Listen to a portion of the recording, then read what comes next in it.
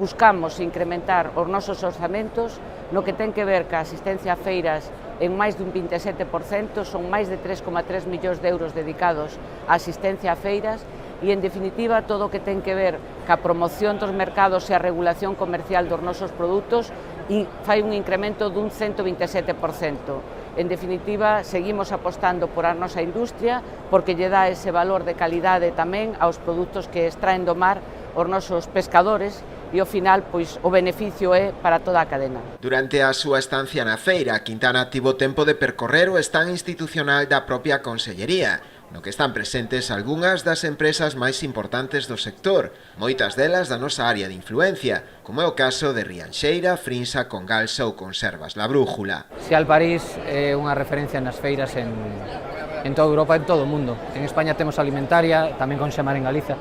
pero é un centro logístico en Europa, está moi ben situado, as infraestructuras en París son perfectas,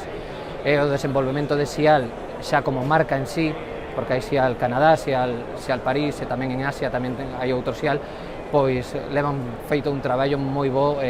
para realmente facer negocios, para encontrarse con xente do sector,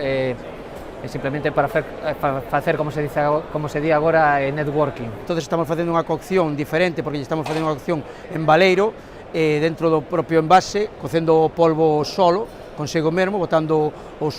xugo da cocción, o que nos garantiza pois, unha millor a conservación do sabor, do olor e da textura do propio pulpo. A Feira Bienal de Sial, que chega este ano a súa 29 edición, recuperou neste 2022 a súa actividade, despois de 4 anos sen celebrarse. A ela asisten profesionais da industria agroalimentaria, da distribución e da restauración a nivel mundial, coa presenza duns 7.000 expositores de máis de 200 países.